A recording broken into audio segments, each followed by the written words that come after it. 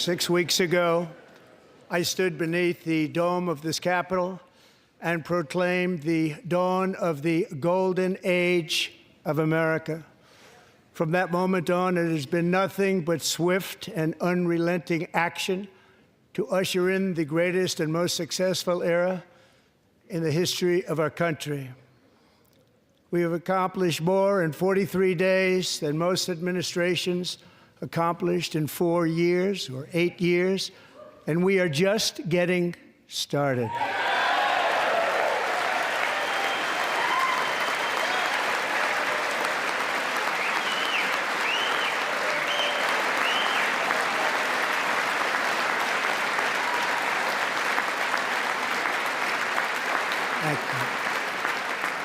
I return to this chamber tonight to report that America's momentum is back, our spirit is back, our pride is back, our confidence is back, and the American dream is surging bigger and better than ever before.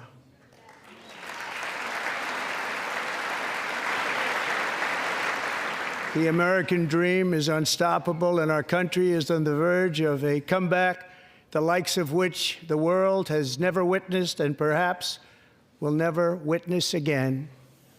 There's never been anything like it.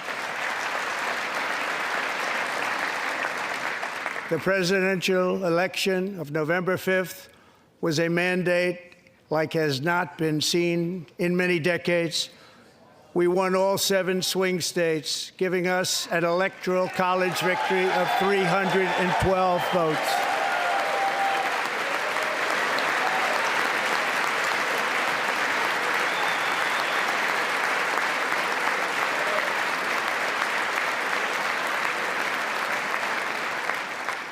We won the popular vote by big numbers and won counties in our country.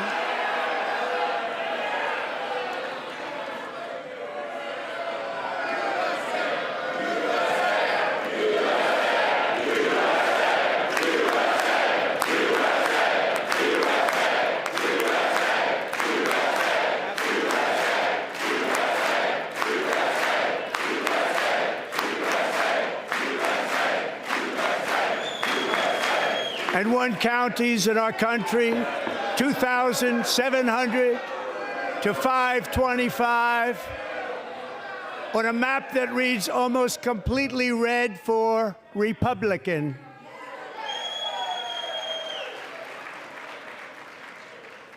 Now, for the first time in modern history, more Americans believe that our country is headed in the right direction than the wrong direction. In fact, it's an astonishing record, 27-point swing, the most ever.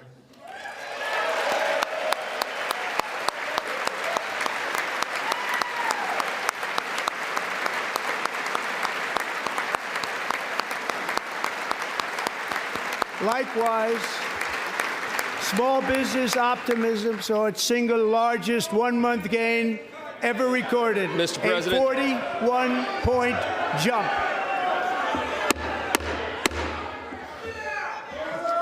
Members are directed to uphold and maintain decorum in the House and to cease any further disruptions. That's your warning.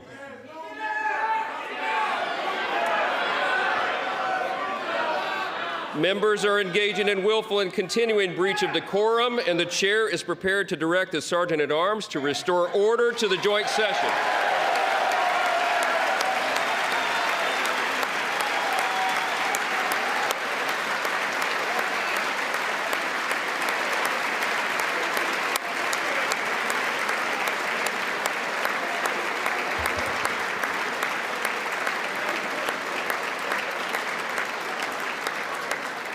Mr. Green, take your seat. Take your seat, sir. Take your seat. Finding that members continue to engage in willful and concerted disruption of proper decorum, the chair now directs the Sergeant-at-Arms to restore order. Remove this gentleman from the chamber.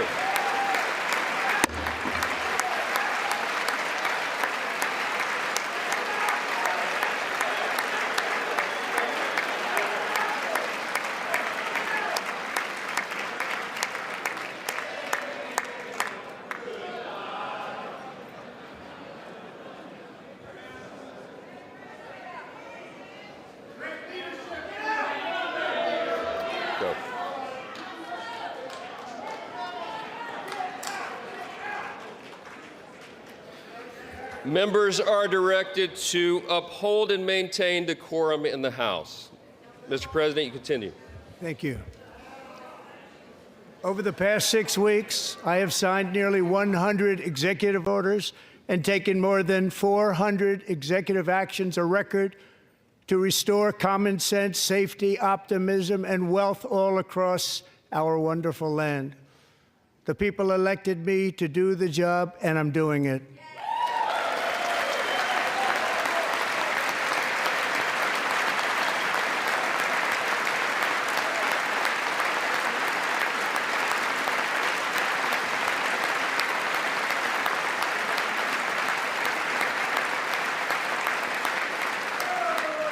In fact, it has been stated by many that the first month of our presidency, it's our presidency, is the most successful in the history of our nation.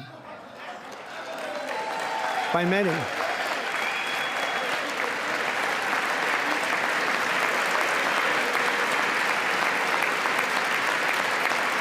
And what makes it even more impressive is that, do you know who number 2 is? George Washington. How about that? How about that? I don't know about that list, but we'll take it. Within hours of taking the oath of office, I declared a national emergency on our southern border, and I deployed the U.S. military and Border Patrol to repel the invasion of our country. And what a job they've done. As a result, illegal border crossings last month were by far the lowest ever recorded, ever.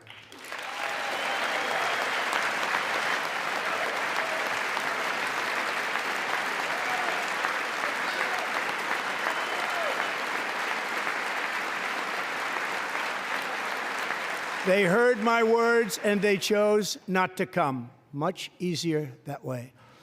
In comparison, under Joe Biden, the worst president in American history, there were hundreds of thousands of illegal crossings a month, and virtually all of them, including murderers, drug dealers, gang members, and people from mental institutions and insane asylums, were released into our country. Who would want to do that? This is my 5th such speech to Congress.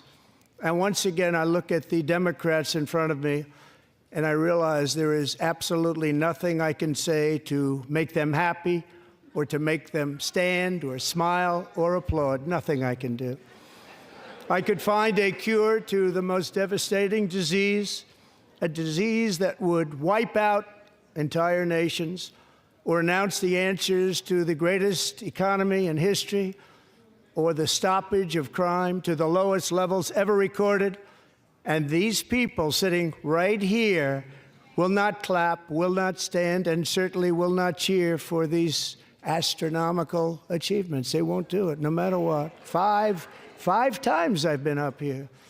It's very sad, and it just shouldn't be this way.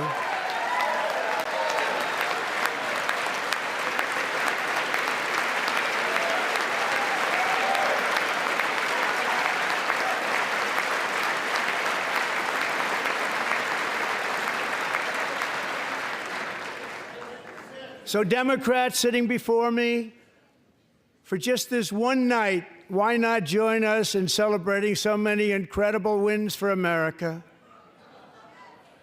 For the good of our nation, let's work together and let's truly make America great again.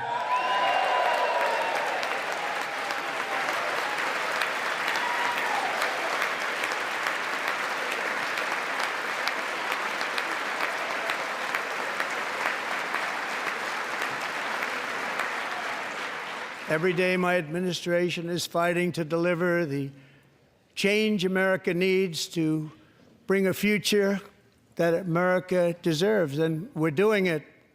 This is a time for big dreams and bold action. Upon taking office, I imposed an immediate freeze on all federal hiring, a freeze on all new federal regulations, and a freeze on all foreign aid.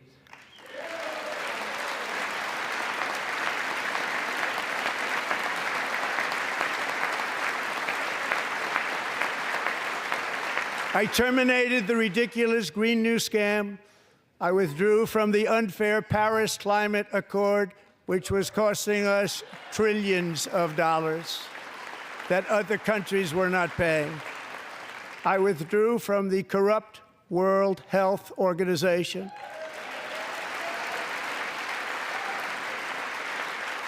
And I also withdrew from the anti-American UN Human Rights Council.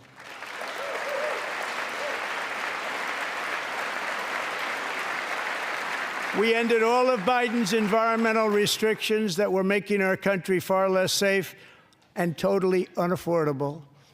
And importantly, we ended the last administration's insane electric vehicle mandate, saving our auto workers and companies from economic destruction.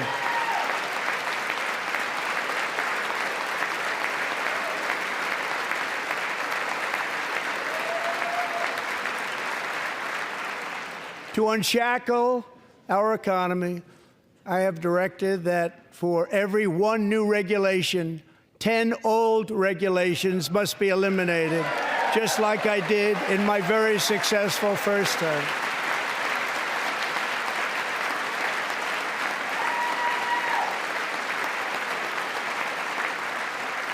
And in that first term, we set records on ending unnecessary rules and regulations like no other president had done before. We ordered all federal workers to return to the office. They will either show up for work in person or be removed from their job.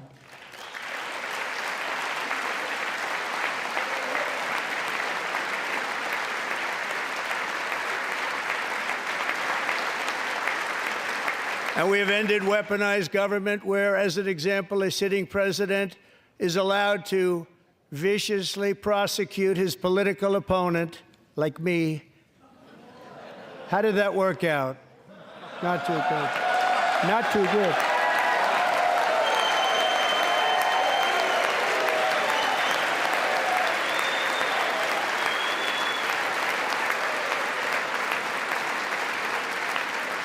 And I have stopped all government censorship and brought back free speech in America. It's back.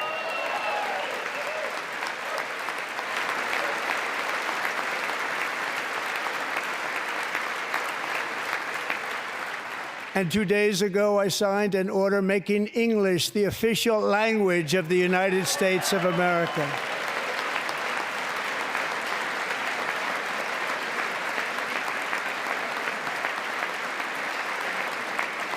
I renamed the Gulf of Mexico the Gulf of America.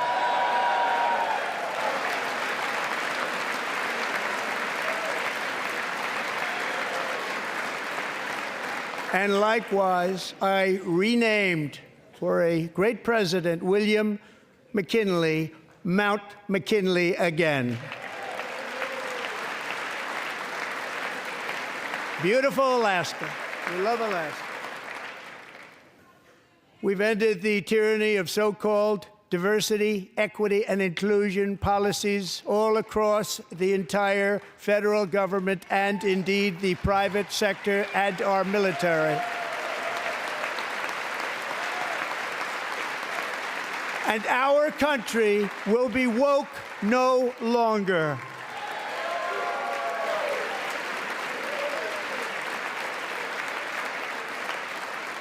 We believe that whether you are a doctor, an accountant, a lawyer, or an air traffic controller, you should be hired and promoted based on skill and competence, not race or gender. Very important.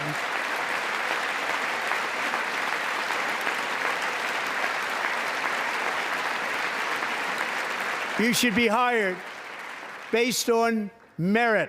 And the Supreme Court, in a brave and very powerful decision, has allowed us to do so. Thank you. Thank you very much. Thank you. We have removed the poison of critical race theory from our public schools, and I signed an order making it the official policy of the United States government that there are only two genders, male and female.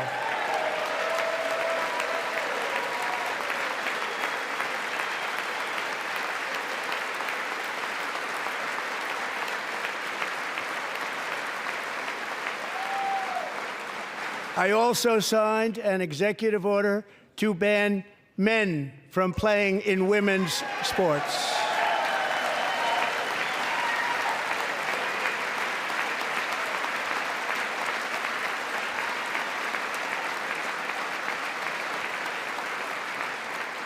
Three years ago, Peyton McNabb was an all-star high school athlete, one of the best, preparing for a future in college sports.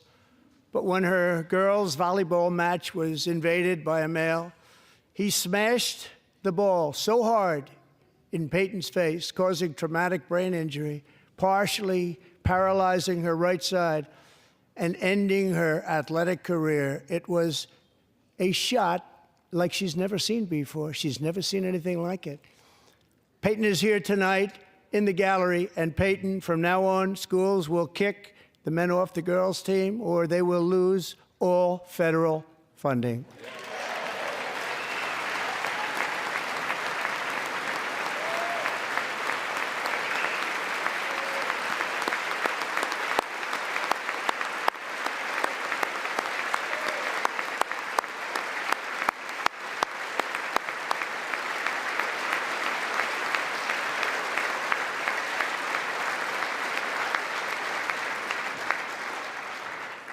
And if you really want to see numbers, just take a look at what happened in the women's boxing, weightlifting, track and field, swimming, or cycling, where a male recently finished a long-distance race 5 hours and 14 minutes ahead of a woman for a new record by 5 hours.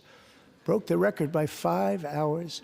It's demeaning for women, and it's very bad for our country. We're not going to put up with it any longer.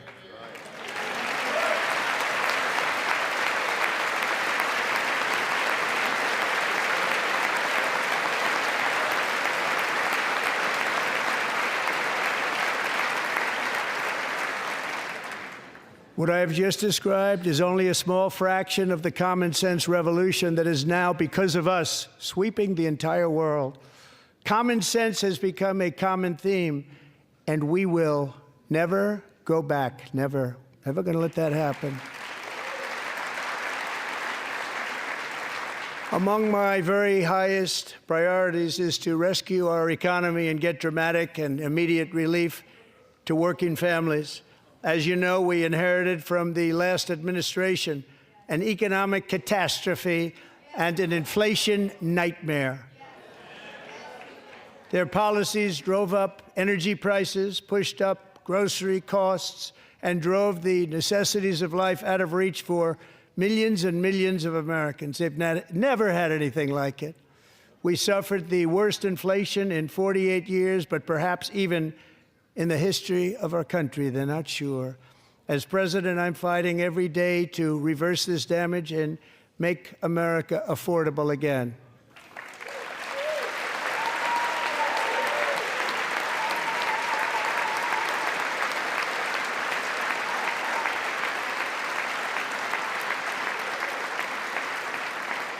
Joe Biden especially let the price of eggs get out of control. The egg price is out of control, and we're working hard to get it back down. Secretary, do a good job on that. You inherited a total mess from the previous administration. Do a good job.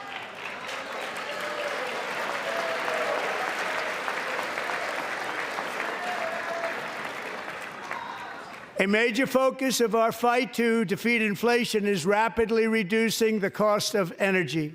The previous administration cut the number of new oil and gas leases by 95%, slowed pipeline construction to a halt, and closed more than 100 power plants. We are opening up many of those power plants right now.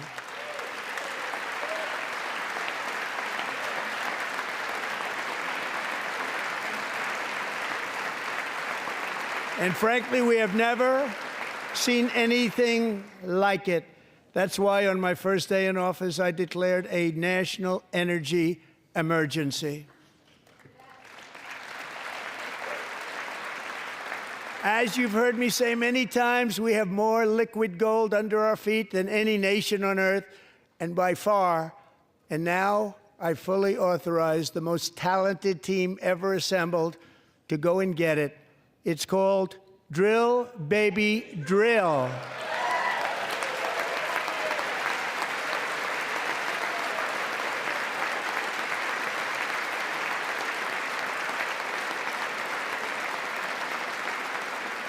My administration is also working on a gigantic natural gas pipeline in Alaska, among the largest in the world, where Japan, South Korea, and other nations want to be our partner with investments of trillions of dollars each. There's never been anything like that one. It will be truly spectacular. It's all set to go. The permitting is gotten. And later this week, I will also take historic action to dramatically expand production of critical minerals and rare earths here in the USA.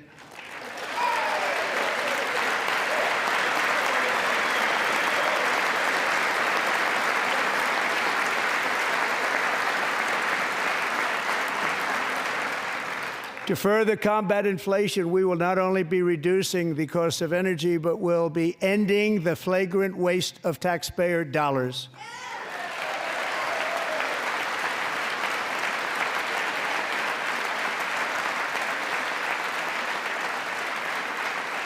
And to that end, I have created the brand new Department of Government Efficiency, GOGE. Perhaps you've heard of it. Perhaps.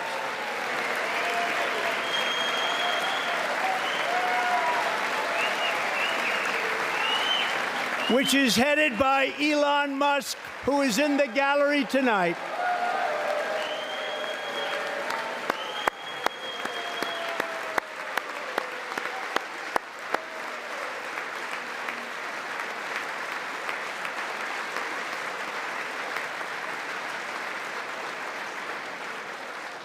Thank you, Elon. He's working very hard. He didn't need this. He didn't need this. Thank you very much. We appreciate it. Everybody here, even this side, appreciates it, I believe. They just don't want to admit that. Just listen to some of the appalling waste we have already identified. $22 billion from HHS to provide free housing and cars for illegal aliens. $45 million for diversity, equity, and inclusion scholarships in Burma. $40 million to improve the social and economic inclusion of sedentary migrants. Nobody knows what that is.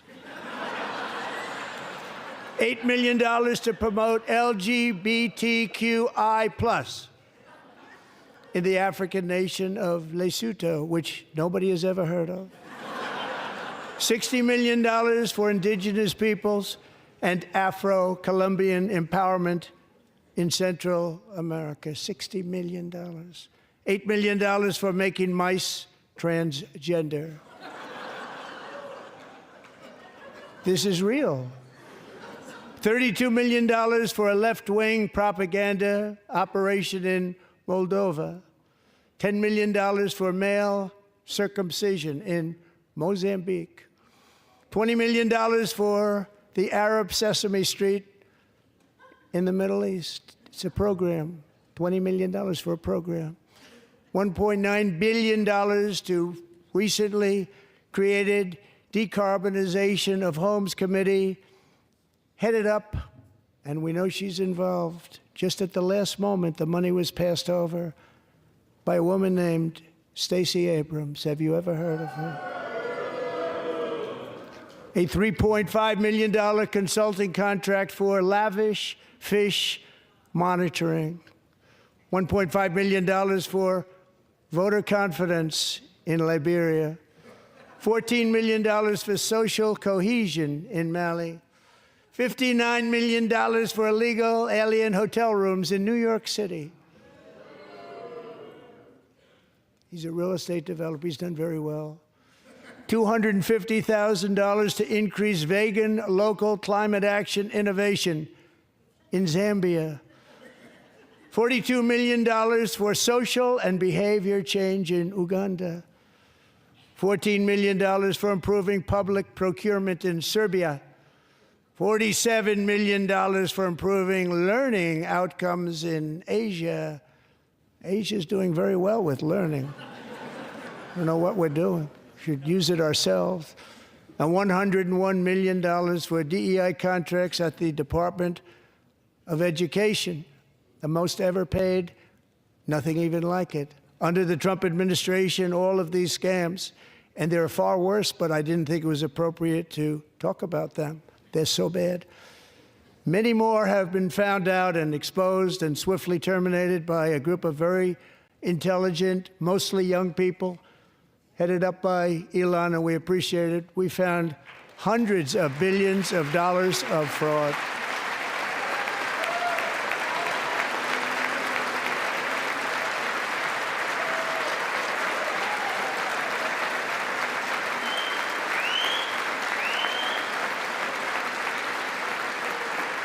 And we've taken back the money and reduced our debt to fight inflation and other things.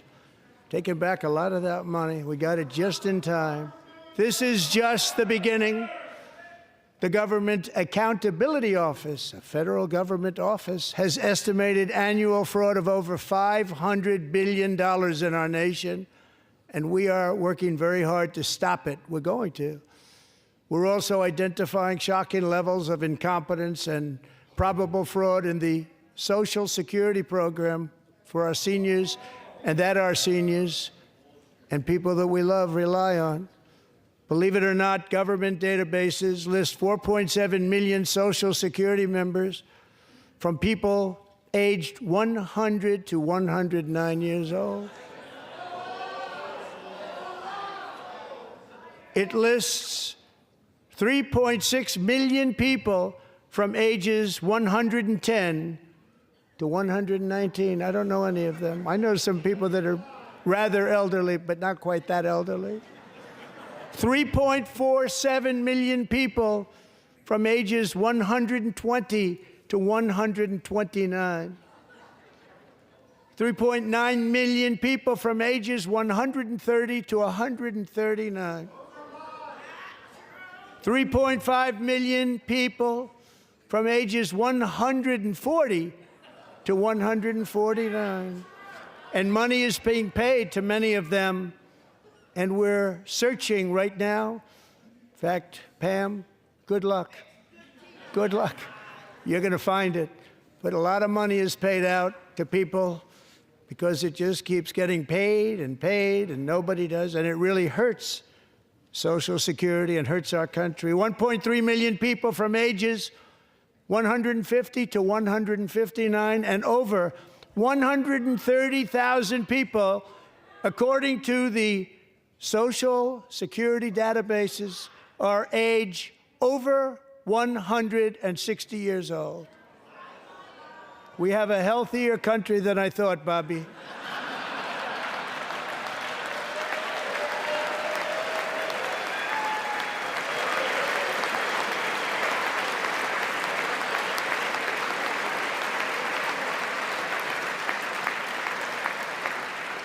Including, to finish, 1,039 people between the ages of 220 and 229, one person between the age of 240 and 249, and one person is listed at 360 years of age. More than 100 years older than our country. But we're going to find out where that money's going, and it's not going to be pretty. By slashing all of the fraud, waste, and theft we can find, we will defeat inflation, bring down mortgage rates, lower car payments and grocery prices, protect our seniors, and put more money in the pockets of American families.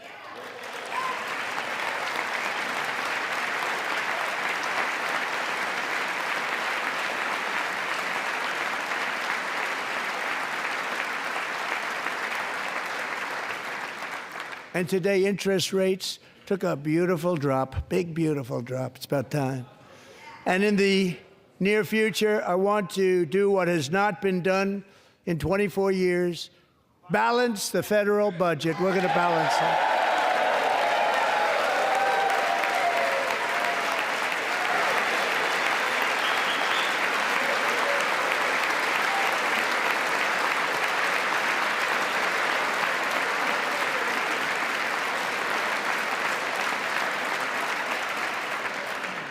With that goal in mind, we have developed in great detail what we are calling the Gold Card, which goes on sale very, very soon. For $5 million, we will allow the most successful job-creating people from all over the world to buy a path to U.S. citizenship. It's like the green card, but better and more sophisticated. And these people will have to pay tax in our country. They won't have to pay tax from where they came. The money that they've made, you wouldn't want to do that, but they have to pay tax, create jobs. They'll also be taking people out of colleges and paying for them so that we can keep them in our country instead of having them being forced out. Number one, at the top school, as an example, being forced out and not being allowed to stay and create tremendous numbers of jobs and great success for a company out there. So while we take out the criminals, killers, traffickers, and child predators who are allowed to enter our country under the open border policy of these people, the Democrats, the Biden administration, the open border insane policies that you've allowed to destroy our country, we will now bring in brilliant, hardworking, job-creating people. They're going to pay a lot of money, and we're going to reduce our debt with that money.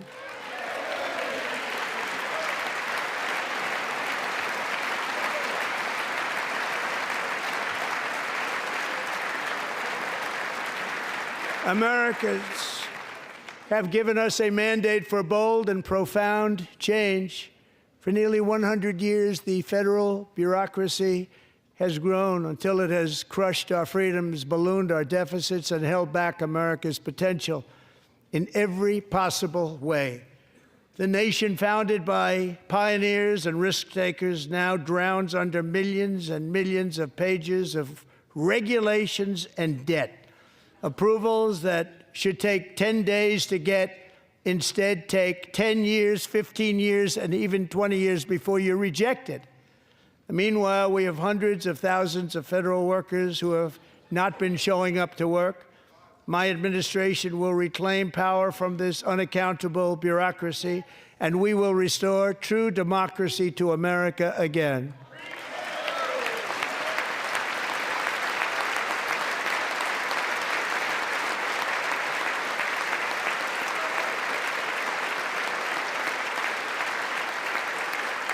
And any federal bureaucrat who resists this change will be removed from office immediately.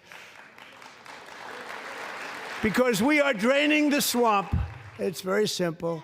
And the days of rule by unelected bureaucrats are over.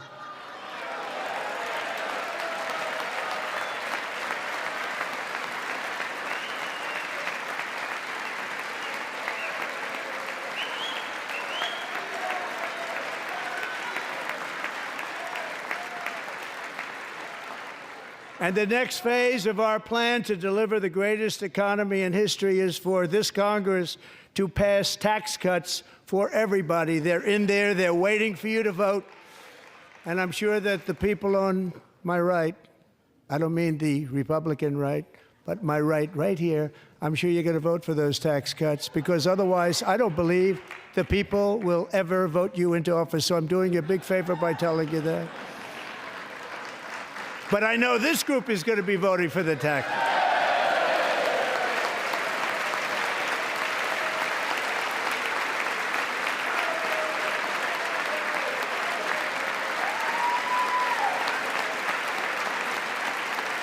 Thank you.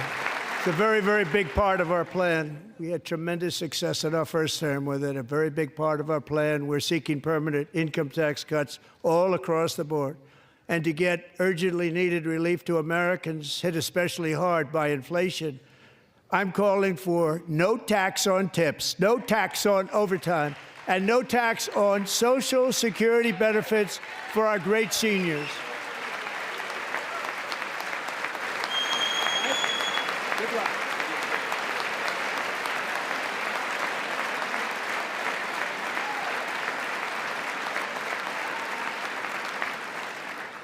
And I also want to make interest payments on car loans tax deductible, but only if the car is made in America.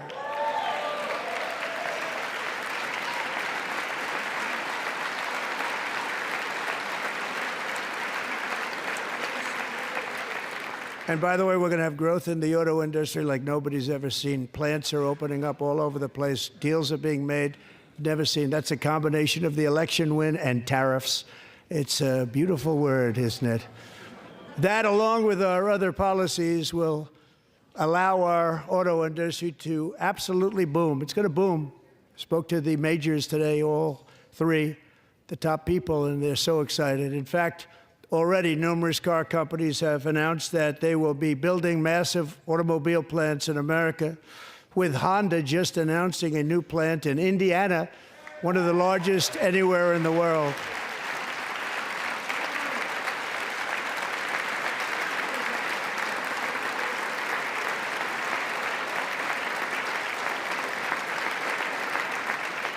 And this has taken place since our great victory on November 5th, a date which will hopefully go down as one of the most important in the history of our country.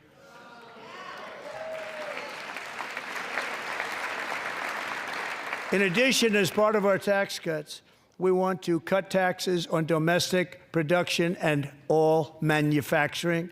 And just as we did before, we will provide 100% expensing.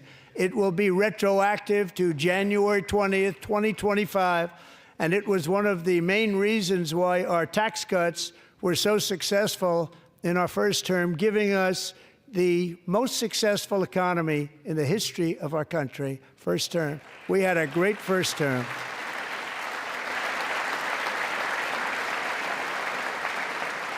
If you don't make your product in America, however, under the Trump administration, you will pay a tariff, and in some cases, a rather large one. Other countries have used tariffs against us for decades, and now it's our turn to start using them against those other countries. On average, the European Union, China, Brazil, India, Mexico, and Canada, have you heard of them? And countless other nations charge us tremendously higher tariffs than we charge them. It's very unfair. India charges us auto tariffs higher than 100%. China's average tariff on our products is twice what we charge them. And South Korea's average tariff is 4 times higher. Think of that, 4 times higher. And we give so much help militarily and in so many other ways to South Korea, but that's what happens. This is happening by friend and foe. This system is not fair to the United States and never was, and so on April 2nd, I wanted to make it April 1st, but I didn't want to be accused of April Fool's Day. That's not, just one day cost us a lot of money. But we're going to do it in April. I'm a very superstitious person. April 2nd, reciprocal tariffs kick in. And whatever they tariff us, other countries, we will tariff them. That's reciprocal, back and forth. Whatever they tax us, we will tax them. If they do non-monetary tariffs to keep us out of their market, then we will do non-monetary barriers to keep them out of our market. There's a lot of that, too. They don't even allow us in their market. We will take in trillions and trillions of dollars and create jobs like we have never seen before. I did it with China, and I did it with others, and the Biden administration couldn't do anything about it because there was so much money they couldn't do anything about it. We have been ripped off for decades by nearly every country on earth, and we will not let that happen any longer.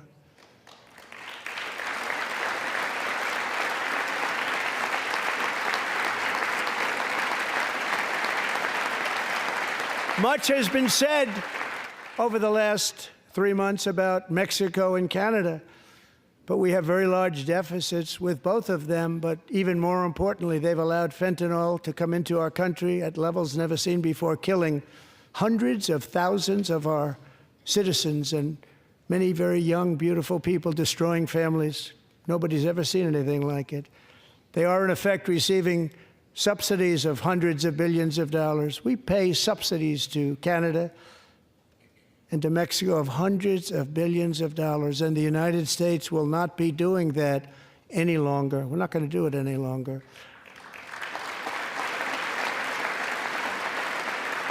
Thanks to our America First policies we're putting into place, we have had $1.7 trillion of new investment in America in just the past few weeks. The combination of the election and our economic policies that people of SoftBank, one of the most brilliant anywhere in the world, announced a $200 billion investment. OpenAI and Oracle, Larry Ellison, announced $500 billion investment, which they wouldn't have done if Kamala had won. Apple announced $500 billion investment. Tim Cook called me. He said, I cannot spend it fast enough. It's going to be much higher than that, I believe. They'll be building their plants here instead of in China. And just yesterday, Taiwan Semiconductor, the biggest in the world, most powerful in the world, has a tremendous amount, 97% of the market, announced a $165 billion investment to build the most powerful chips on earth right here in the USA.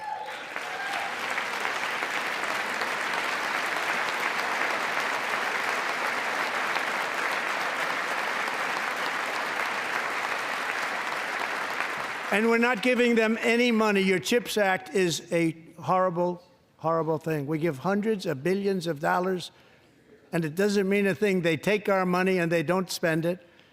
All that meant to them, we're giving them no money. All that was important to them was they didn't want to pay the tariffs, so they came and they're building, and many other companies are coming. We don't have to give them money. We just want to protect our businesses and our people.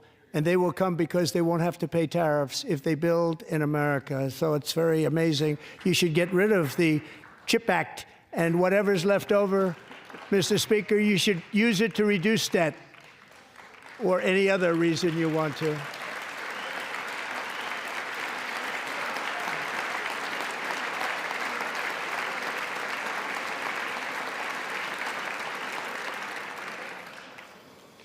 Our new trade policy will also be great for the American farmer. I love the farmer, who will now be selling into our home market, the USA, because nobody is going to be able to compete with you. Because those goods that come in from other countries and companies, they're really in a bad position in so many different ways. They're uninspected. They may be very dirty and disgusting, and they come in and they pour in, and they hurt our American farmers. The tariffs will go on agricultural product coming into America, and our farmers, starting on April 2nd, it may be a little bit of an adjustment period. We had that before when I made the deal with China, $50 billion of purchases, and I said, just bear with me, and they did. They did. Probably have to bear with me again, and this will be even better. That was great. The problem with it was that Biden didn't enforce it. He didn't enforce it. $50 billion of purchases, and we were doing great, but Biden did not enforce it, and it hurt our farmers. But our farmers are going to have a field day right now. So to our farmers, have a lot of fun. I love you too. I love you too. It's all going to happen.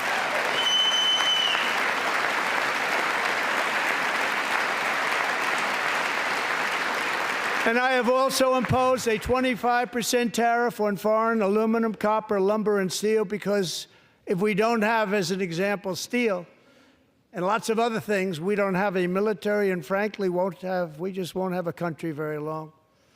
Here today is a proud American steelworker, fantastic person from Decatur, Alabama, Jeff Denard.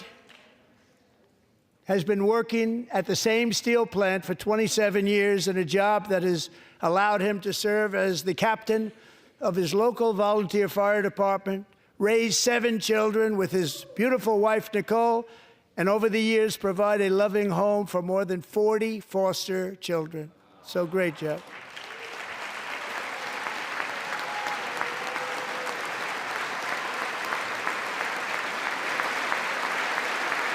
Thank you, Jeff. Thank you, Jeff.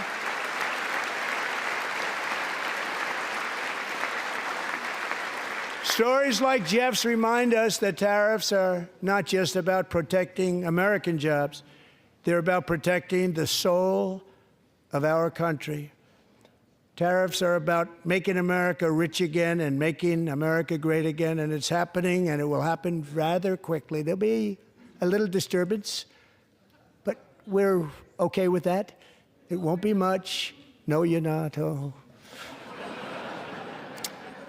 And look where Biden took us, very low, the lowest we've ever been. Jeff, I want to thank you very much. And I also want to recognize another person who has devoted herself to foster care community. She works so hard on it. A very loving person, our magnificent First Lady of the United States.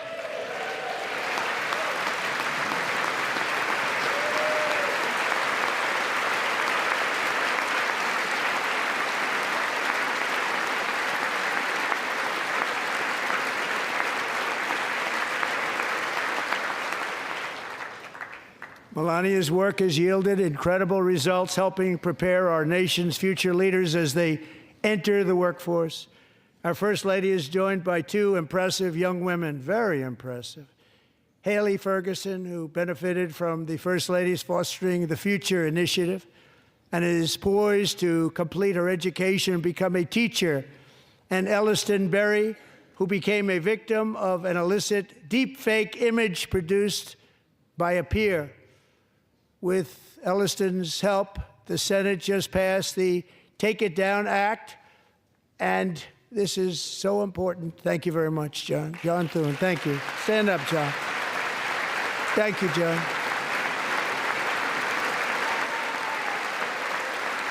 Thank you all very much.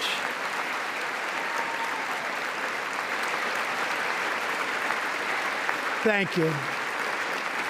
And thank you to John Thune and the Senate. Great job. To criminalize the publication of such images online is a terrible, terrible thing. And once it passes the House, I look forward to signing that bill into law. Thank you. And I'm going to use that bill for myself, too, if you don't mind. Because nobody gets treated worse than I do online. Nobody. That's great. Thank you very much to the Senate. Thank you. But if we truly care about protecting Americans' children, no step is more crucial than securing America's borders. Over the past 4 years, 21 million people poured into the United States. Many of them were murderers, human traffickers, gang members, and other criminals from the streets of dangerous cities all throughout the world.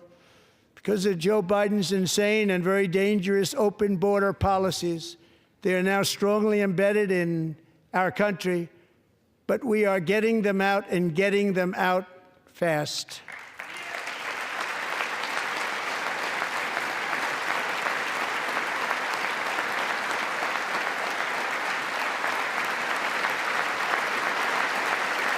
And I want to thank Tom Homan and Christy. I want to thank you and Paul of Border Patrol. I want to thank you. What a job they've all done. Everybody, Border Patrol, ICE, law enforcement in general is incredible. We have to take care of our law enforcement. Have to.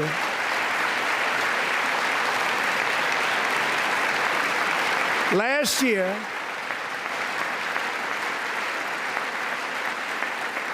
a brilliant 22-year-old nursing student named Laken Riley, the best in her class, admired by everybody, went out for a jog on the campus of the University of Georgia.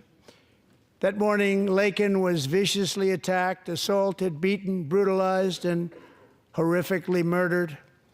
Laken was stolen from us by a savage illegal alien gang member who was arrested while trespassing across Biden's open southern border and then set loose into the United States under the heartless policies of that failed administration. It was indeed a failed administration.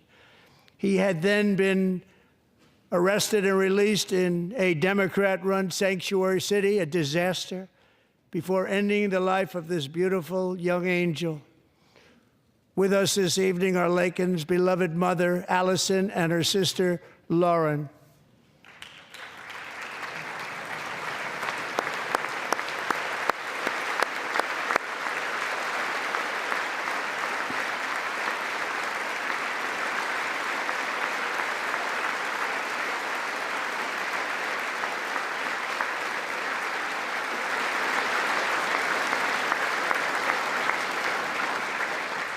Last year, I told Laken's grieving parents that we would ensure their daughter would not have died in vain. That's why the very first bill I signed into law as your 47th president mandates the detention of all dangerous criminal aliens who threaten public safety. It's a very strong, powerful act.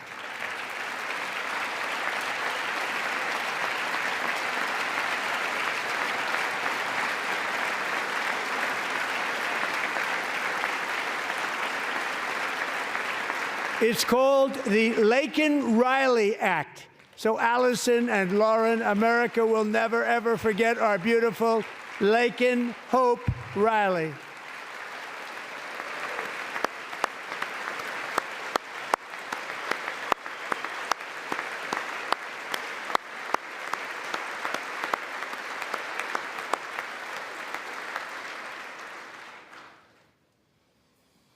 Thank you very much. Since taking office, my administration has launched the most sweeping border and immigration crackdown in American history, and we quickly achieved the lowest numbers of illegal border crossers ever recorded. Thank you.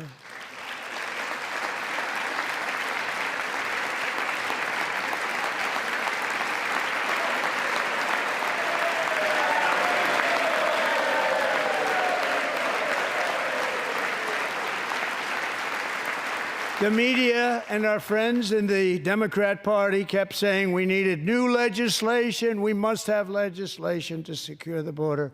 But it turned out that all we really needed was a new president.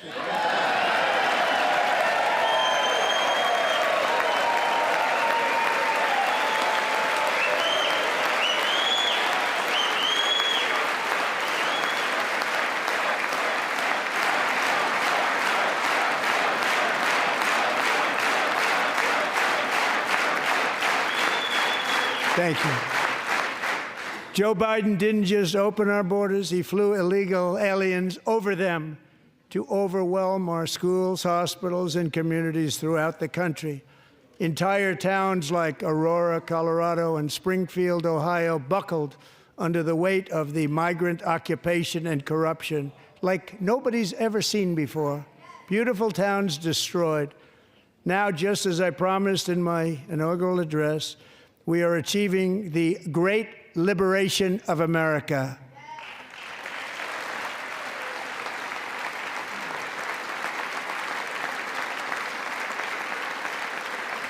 But there still is much work to be done. Here tonight is a woman I have gotten to know, Alexis Nungari from Houston. Wonderful woman. Last June, Alexis's 12-year-old daughter, her precious Jocelyn, walked to a nearby convenience store. She was kidnapped, tied up, assaulted for 2 hours under a bridge, and horrifically murdered.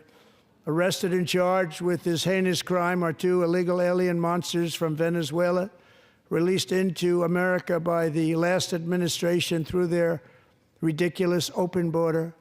The death of this beautiful 12-year-old girl and the agony of her mother and family touched our entire nation greatly. Alexis, I promised that we would always remember your daughter, your magnificent daughter, and earlier tonight I signed an order keeping my word to you. One thing I have learned about Jocelyn is that she loved animals so much. She loved nature.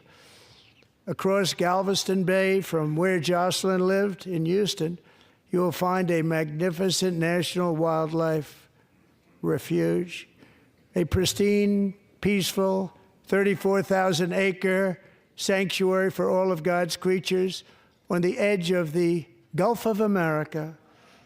Alexis, moments ago, I formally renamed that refuge in loving memory of your beautiful daughter, Jocelyn. So, Mr. Vice President, if you would, may I have the order?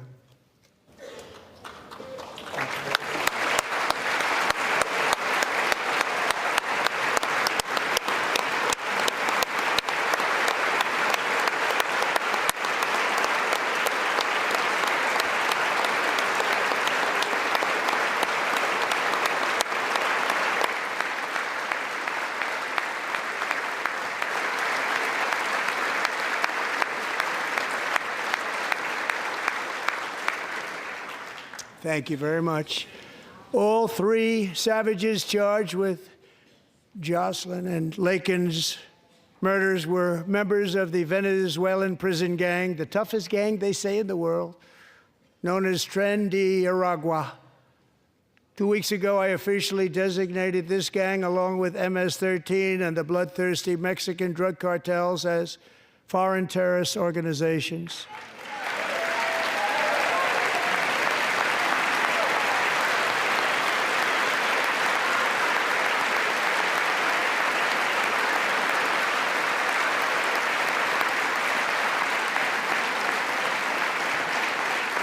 They are now officially in the same category as ISIS, and that's not good for them. Countless thousands of these terrorists were welcomed into the U.S. by the Biden administration. But now every last one will be rounded up and forcibly removed from our country, or, if they're too dangerous, put in jails, standing trial in this country, because we don't want them to come back ever. With us this evening is a warrior on the front lines of that battle, Border Patrol Agent Roberto Ortiz. Great guy.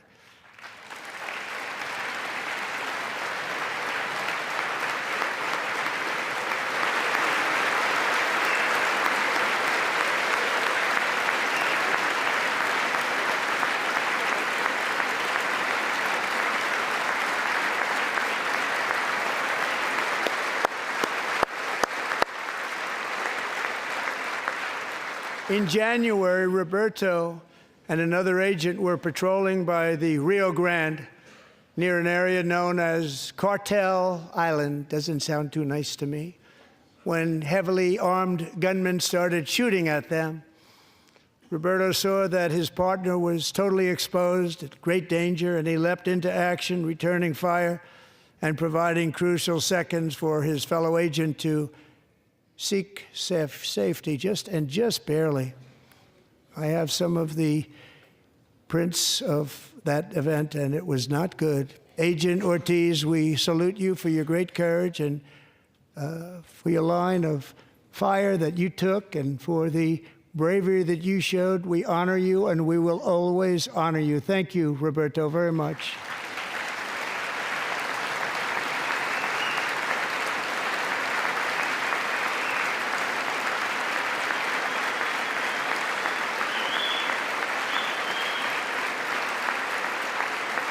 Thank you, Roberto. And I actually got to know him on my many calls to the border. He's a great gentleman. The territory to the immediate south of our border is now dominated entirely by criminal cartels that murder, rape, torture, and exercise total control. They have total control over a whole nation, posing a grave threat to our national security.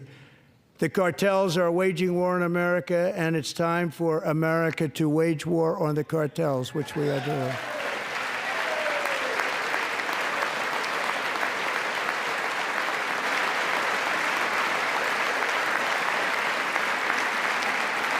Five nights ago, Mexican authorities, because of our tariff policies being imposed on them, think of this, handed over to us 29 of the biggest cartel leaders in their country. That has never happened before. They want to make us happy. First time ever. But we need Mexico and Canada to do much more than they've done, and they have to stop the fentanyl and drugs pouring into the USA. They're going to stop it. I have sent Congress a detailed funding request laying out exactly how we will eliminate these threats to protect our homeland and complete the largest deportation operation in American history, larger even than current record holder, President Dwight D. Eisenhower, a moderate man, but someone who believed very strongly in borders. Americans expect Congress to send me this funding without delay so I can sign it into law. So, Mr. Speaker, John Thune, both of you, I hope you're going to be able to do that, Mr. Speaker. Thank you. Mr. Leader, thank you. Thank you very much. And let's get it to me. I'll sign it so fast, you won't even believe it.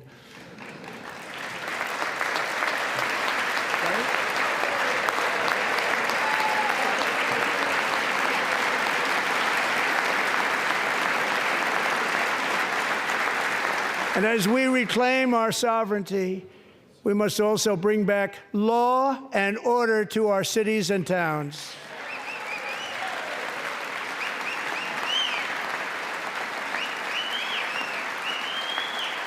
In recent years, our justice system has been turned upside down by radical left lunatics. Many jurisdictions virtually ceased enforcing the law against dangerous repeat offenders while weaponizing law enforcement against political opponents like me. My administration has acted swiftly and decisively to restore fair, equal, and impartial justice under the constitutional rule of law, starting at the FBI and the DOJ. Pam, good luck. Cash, wherever you may be, good luck. Good luck. Pam Bondi. Good luck. So important. Going to do a great job. Cash, thank you. Thank you, Cash.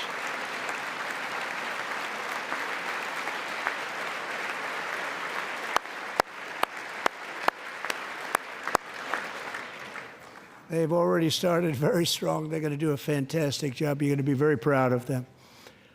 We're also once again giving our police officers the support, protection, and respect they so dearly deserve. They have to get it. They have such a hard, dangerous job, but we're going to make it less dangerous. The problem is the bad guys don't respect the law, but they're starting to respect it, and they soon will respect it. This also includes our great fire departments throughout the country. Our firemen and women are unbelievable people, and we'll never forget them. And besides that, they voted for me in record numbers, so I have no choice.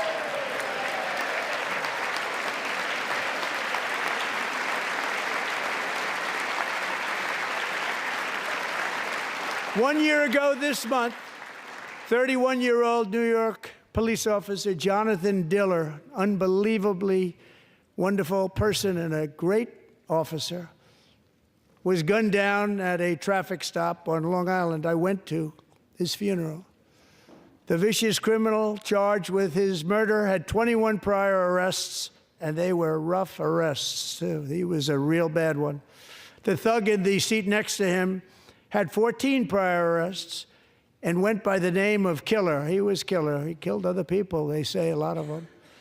I attended Officer Diller's service, and when I met his wife and one-year-old son, Ryan, it was very inspirational, actually. His widow's name is Stephanie, and she is here tonight. Stephanie, thank you very much, Stephanie. Thank you very much.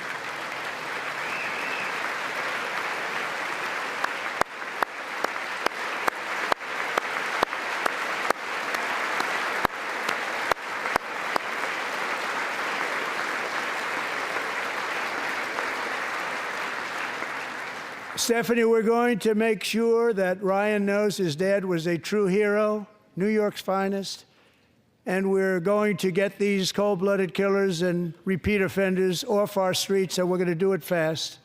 Got to stop it. They get out with 28 arrests. They push people into subway trains. They hit people over the head, back of the head with baseball bats. We got to get them out of here. I've already signed an executive order requiring a mandatory death penalty for anyone who murders a police officer, and tonight I'm asking Congress to pass that policy into permanent law.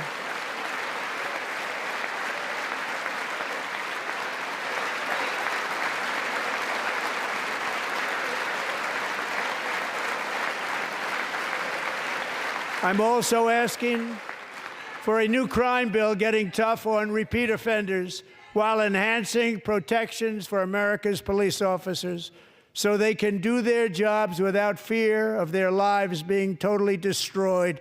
They don't want to be killed. We're not going to let them be killed.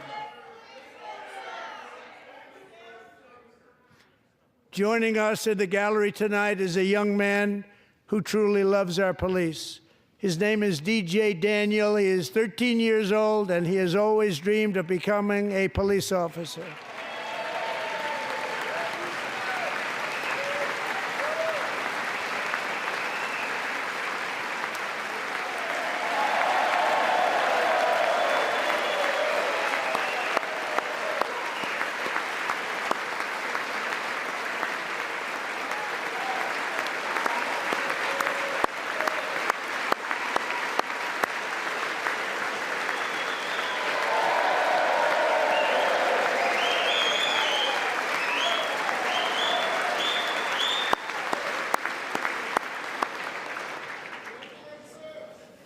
But in 2018, DJ was diagnosed with brain cancer.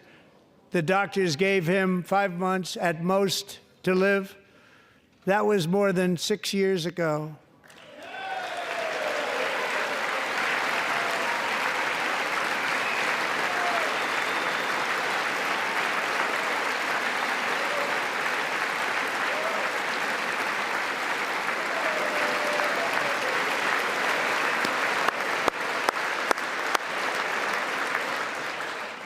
Since that time, DJ and his dad have been on a quest to make his dream come true, and DJ has been sworn in as an honorary law enforcement officer, actually a number of times. The police love him, the police departments love him. And tonight, DJ, we're going to do you the biggest honor of them all. I am asking our new Secret Service Director, Sean Curran, to officially make you an agent of the United States Secret Service.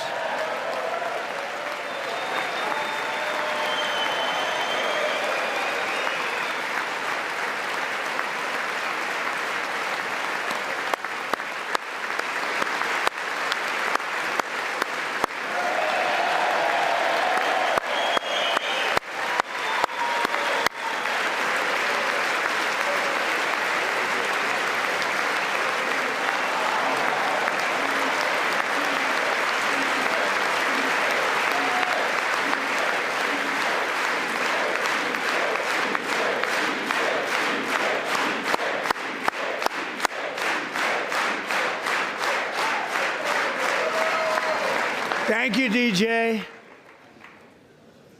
DJ's doctors believe his cancer likely came from a chemical he was exposed to when he was younger. Since 1975, rates of child cancer have increased by more than 40%. Reversing this trend is one of the top priorities for our new presidential commission to make America healthy again, chaired by our new Secretary of Health and Human Services, Robert F. Kennedy, Jr.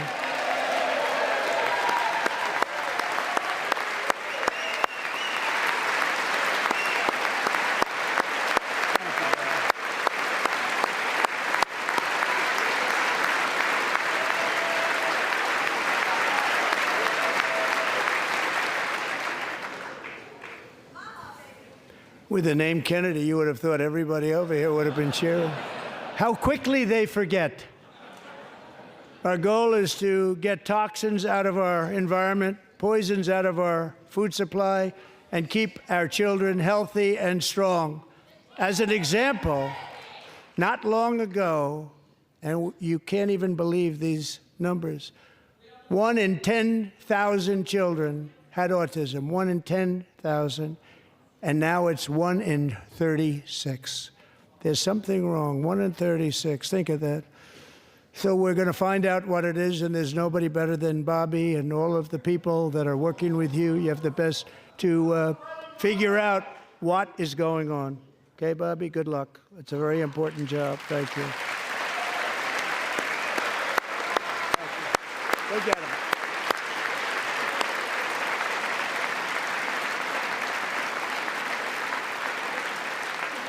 Thank you.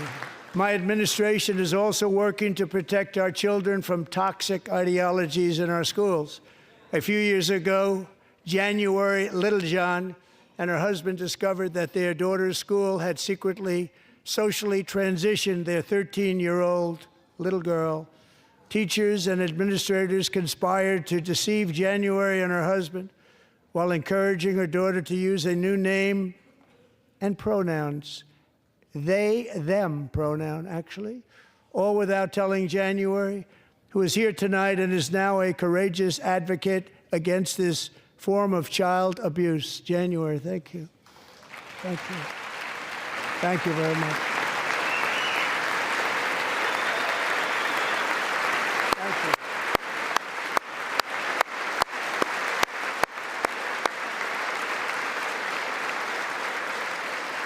Thank you.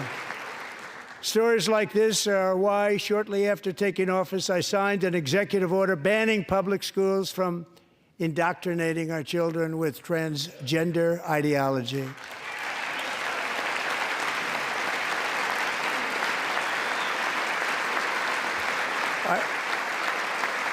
I also signed an order to cut off all taxpayer funding to any institution that engages in the sexual mutilation of our youth.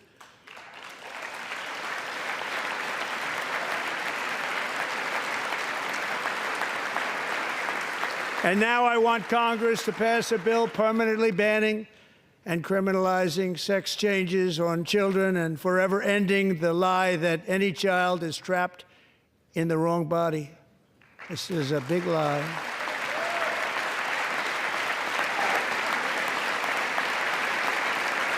And our message to every child in America is that you are perfect exactly the way God made you.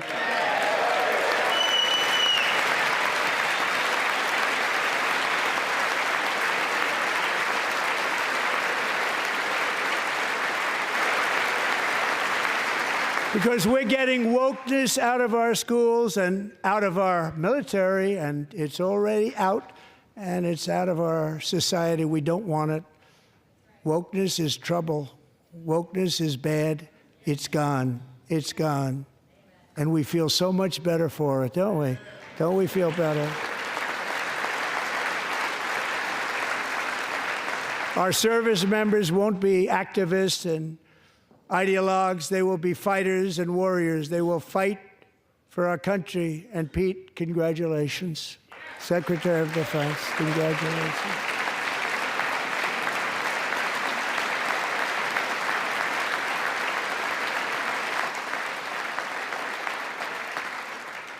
And he's not big into the woke movement, I can tell you. I know him well.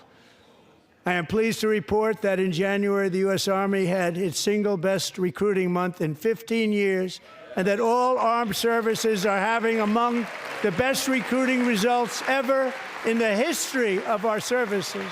What a difference.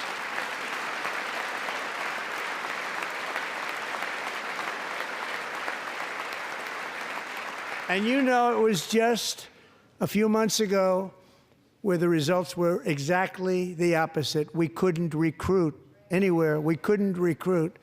Now we're having the best results just about that we've ever had. What a tremendous turnaround. It's really a beautiful thing to see. People love our country again. It's very simple. They love our country, and they love being in our military again. So it's a great thing, and thank you very much. Great job. Thank you.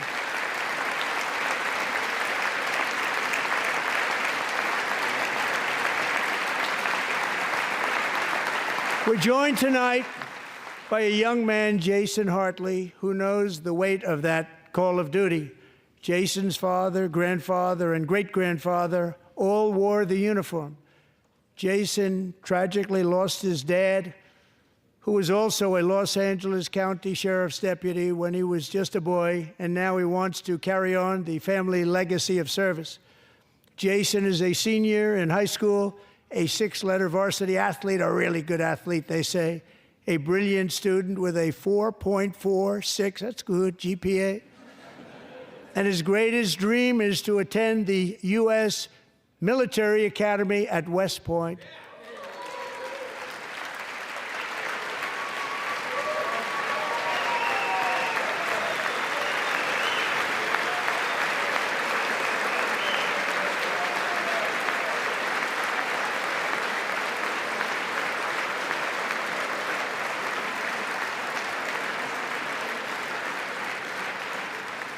And Jason, that's a very big deal getting in. That's a hard one to get into. But I'm pleased to inform you that your application has been accepted. You will soon be joining the Corps of Cadets.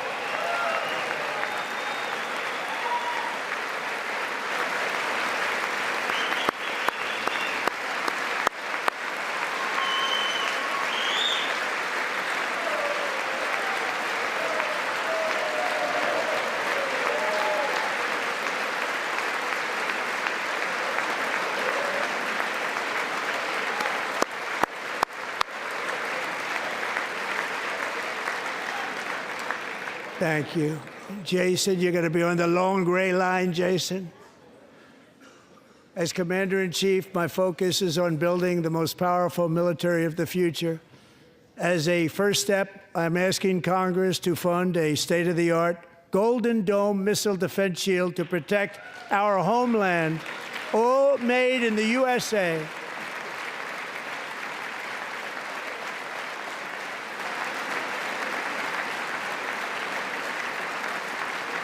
And Ronald Reagan wanted to do it long ago, but the technology just wasn't there, not even close. But now we have the technology. It's incredible, actually. And other places, they have it. Israel has it. Other places have it. And the United States should have it too, right, Tim, right?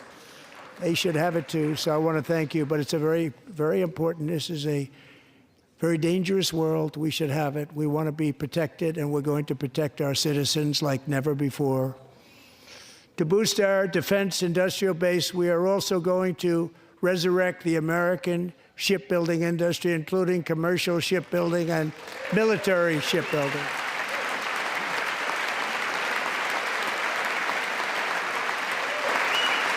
And for that purpose, I am announcing tonight that we will create a new Office of Shipbuilding in the White House and offer special tax incentives to bring this industry home to America where it belongs. We used to make so many ships. We don't make them anymore very much, but we're going to make them very fast, very soon.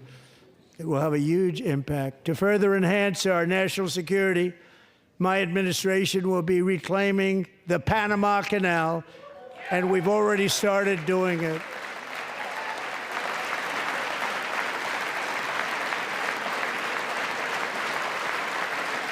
Just today, a large American company announced they are buying both ports around the Panama Canal and lots of other things having to do with the Panama Canal and a couple of other canals.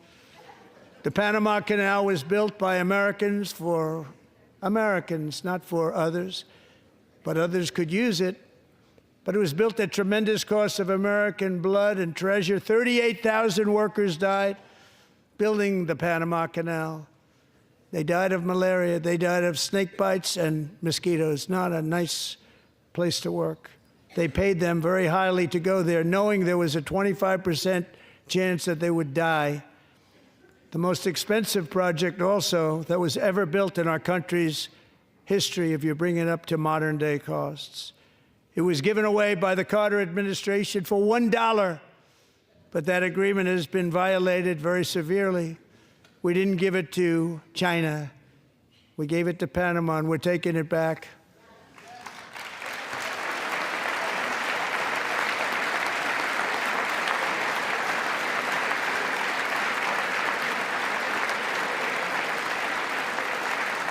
And we have Marco Rubio in charge. Good luck, Marco.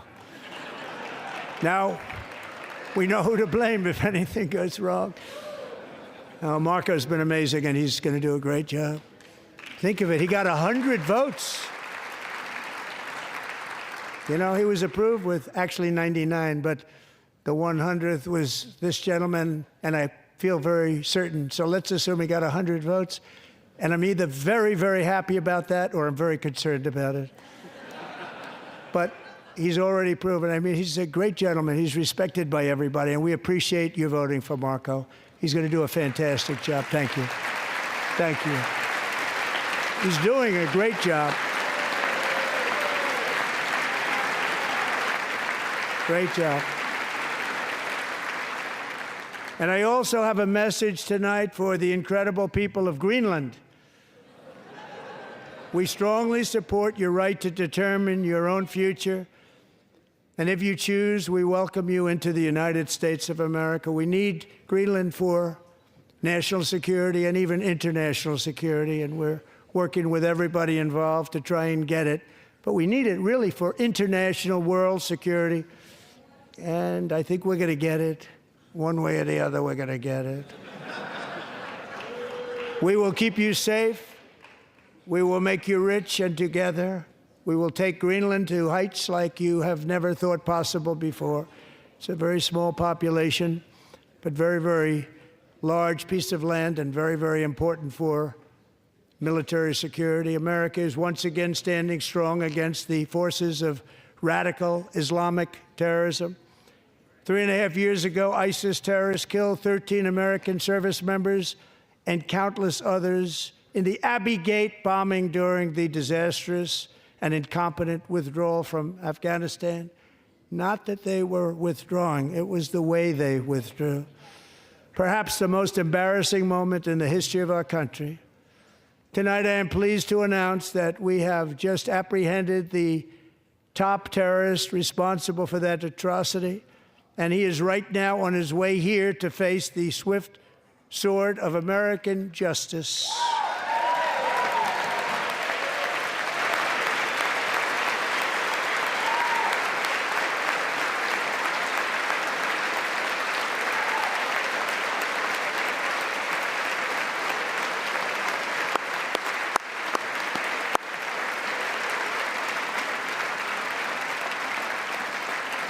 And I want to thank especially the government of Pakistan for helping arrest this monster.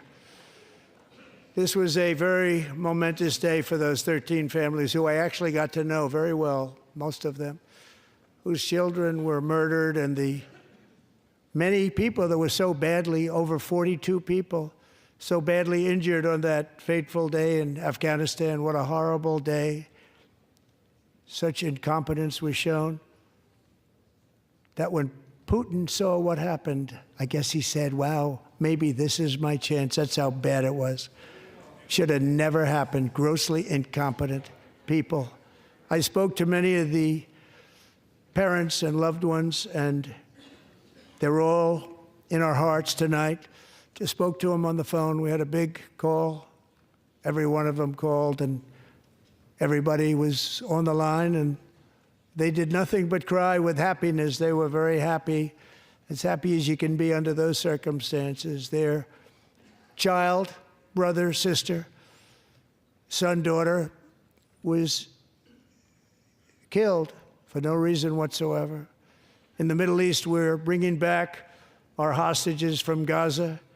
In my first term, we achieved one of the most groundbreaking peace agreements in generations, the Abraham Accords.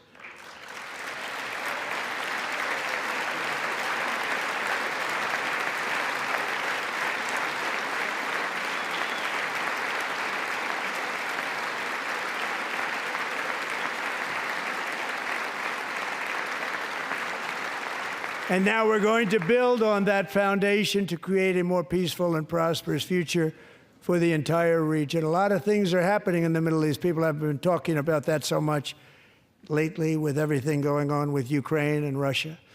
But a lot of things are happening in the Middle East. It's a rough neighborhood, actually. I'm also working tirelessly to end the savage conflict in Ukraine. Millions of Ukrainians and Russians have been needlessly killed or wounded in this horrific and brutal conflict with no end in sight. The United States has sent hundreds of billions of dollars to support Ukraine's defense, with no security, with no anything.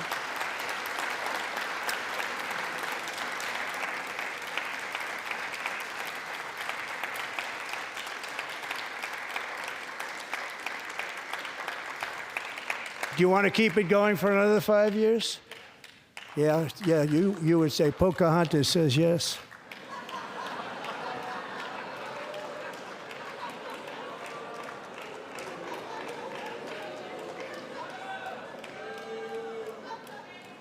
"2,000 people are being killed every single week. More than that. They're Russian young people. They're Ukrainian young people. They're not Americans. But I want it to stop. Meanwhile, Europe has sadly spent more money buying Russian oil and gas than they have spent on defending Ukraine, by far. Think of that. They've spent more buying Russian oil and gas than they have defending. And we've spent perhaps $350 billion, like taking candy from a baby. That's what happened. And they've spent $100 billion. What a difference that is. And we have an ocean separating us, and they don't. But we're getting along very well with them, and lots of good things are happening. Biden has authorized more money in this fight than Europe has spent by billions and billions of dollars. It's hard to believe that they wouldn't have stopped it and said, at some point, come on, let's equalize. You got to be equal to us. But that didn't happen. Earlier today, I received an important letter from President Zelensky of Ukraine. The letter reads, Ukraine is ready to come to the negotiating table as soon as possible to bring lasting peace closer. Nobody wants peace more than the Ukrainians, he said. My team and I stand ready to work under President Trump's strong leadership to get a peace that lasts. We do really value how much America has done to help Ukraine maintain its sovereignty and independence. Regarding the agreement on minerals and security, Ukraine is ready to sign it at any time that is convenient for you.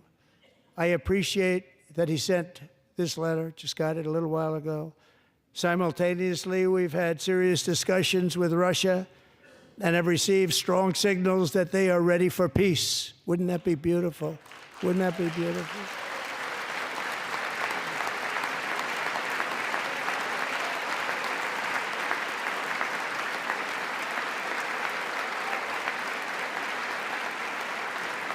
Wouldn't that be beautiful?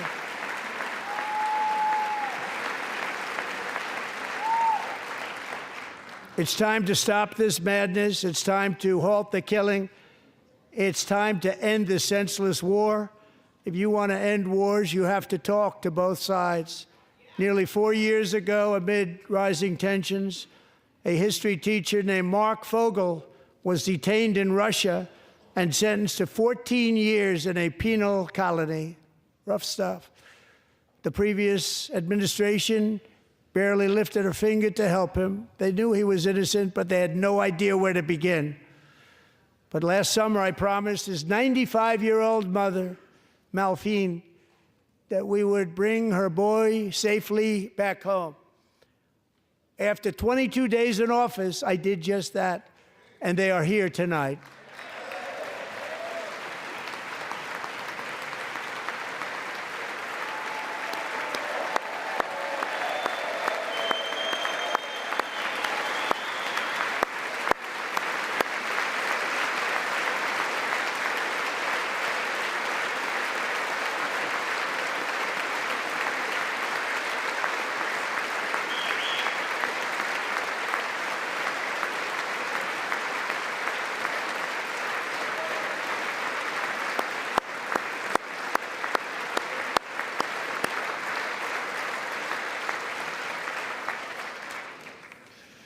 To Mark and his great mom, we are delighted to have you safe and sound and with us.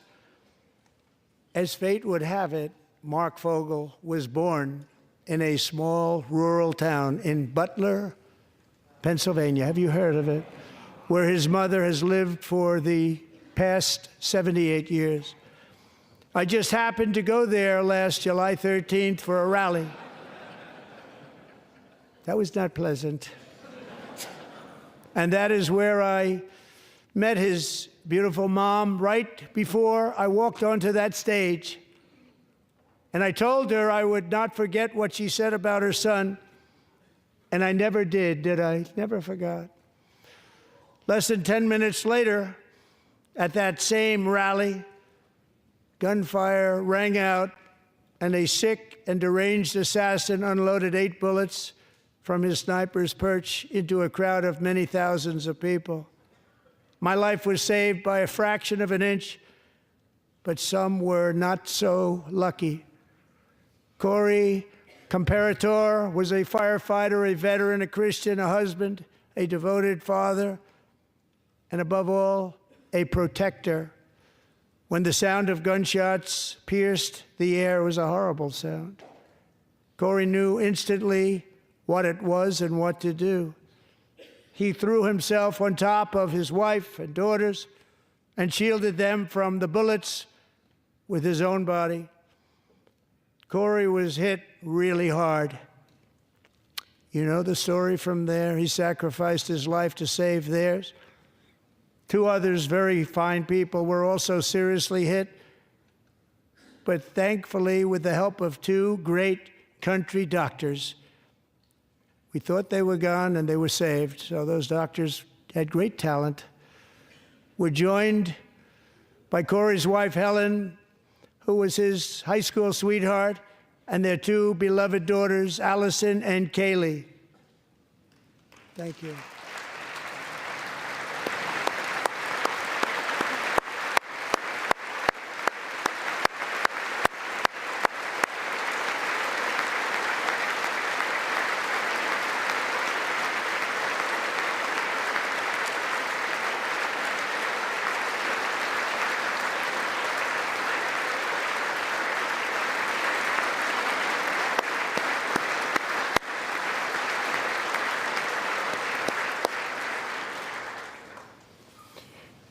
To Helen, Allison, and Kaylee, Corey is looking down on his three beautiful ladies right now, and he is cheering you on. He loves you. He is cheering you on. Corey was taken from us much too soon, but his destiny was to leave us all with a shining example of the selfless devotion of a true American patriot. It was love like Corey's that built our country, and it's love like Corey's that is going to make our country more majestic than ever before. I believe that my life was saved that day in Butler for a very good reason. I was saved by God to make America great again. I believe that. Thank you. Thank you.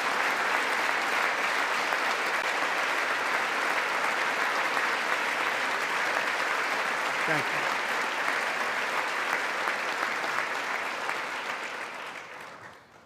Thank you very much. From the patriots of Lexington and Concord to the heroes of Gettysburg and Normandy, from the warriors who crossed the Delaware to the trailblazers who climbed the Rockies, and from the legends who soared at Kitty Hawk to the astronauts who touched the moon, Americans have always been the people who defied all odds, transcended all dangers, made the most extraordinary sacrifices, and did whatever it took to defend our children, our country, and our freedom.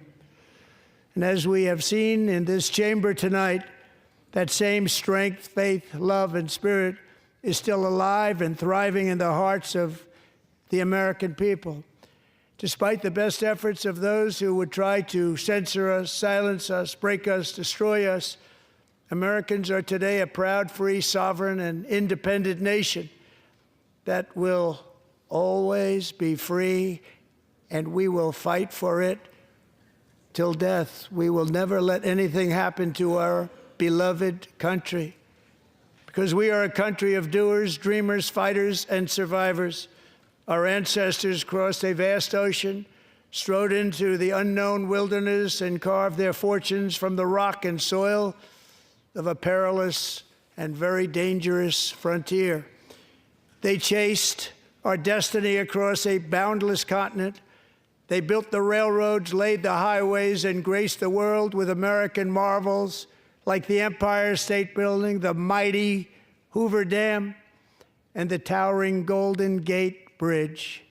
They lit the world with electricity, broke free of the force of gravity, fired up the engines of American industry, vanquished the communists, fascists, and Marxists all over the world, and gave us countless modern wonders sculptured out of iron, glass, and steel. We stand on the shoulders of these pioneers who won and built the modern age. These workers who poured their sweat into the skylines of our cities. These warriors who shed their blood on fields of battle and gave everything they had for our rights and for our freedom. Now it is our time to take up the righteous cause of American liberty. And it is our turn to take America's destiny into our own hands and begin the most thrilling days in the history of our country. This will be our greatest era. With God's help, over the next 4 years, we are going to lead this nation even higher, and we are going to forge the freest, most advanced, most dynamic, and most dominant civilization ever to exist on the face of this earth. We are going to create the highest quality of life, build the safest and wealthiest and healthiest and most vital communities anywhere in the world. We are going to conquer the vast frontiers of science, and we are going to lead humanity into space and plant the American flag on the planet Mars and even far beyond.